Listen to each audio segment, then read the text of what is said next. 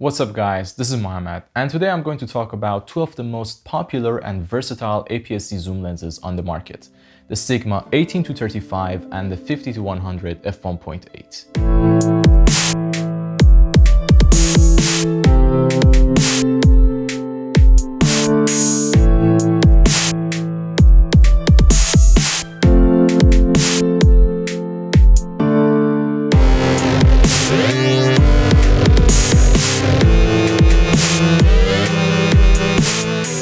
Now, with the recent releases of some very good APS-C cameras, namely the Canon 90D, and some very good cinema cameras which have APS-C sensors like the Blackmagic Pocket 6K and the recently announced Canon C300 Mark III, I feel like these two lenses are going to have a resurgence in popularity. Now, in this video, I'm going to mainly talk about the 18-35 f1.8, and in the next video that will be coming out in a couple of days, I'll cover the bigger brother, 50-100. So first up is design and build quality. And the 18-35 feels premium and looks really nice as well. It's made of partly metal and plastic, and it has a good heft to it. The lens hood is plastic, and as you can see, I've broken mine. This is no fault of the lens, it's actually the operator's fault.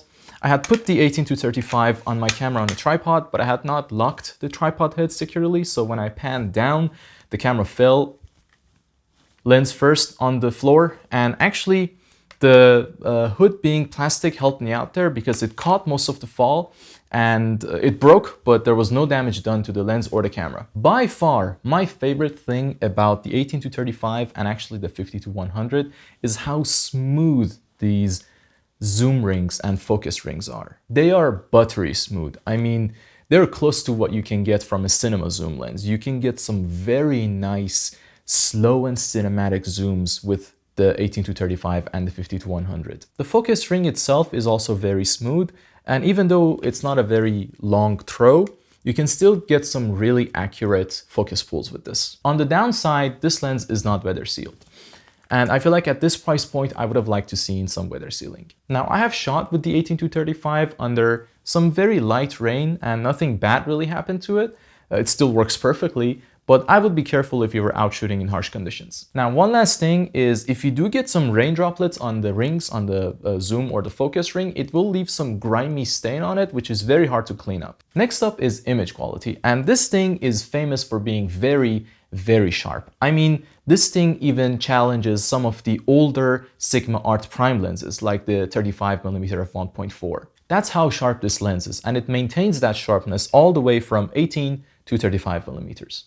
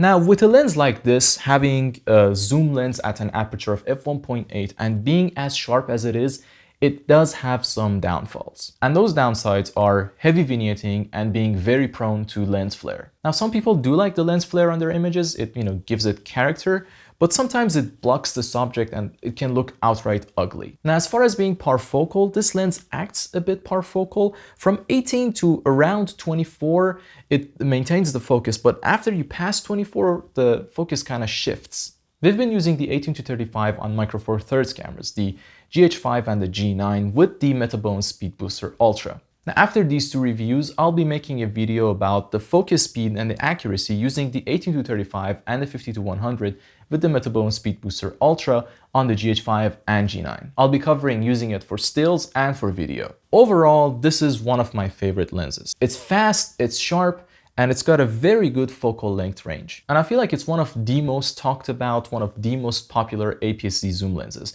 So at this point, it's kind of superfluous to be giving even more praise to this lens, but that's how good the 18 to 35 really is. So that's it for this video, guys. Thank you for tuning in, and make sure to get ready for the review of the big boy, the 50 to 100, coming out in a couple of days.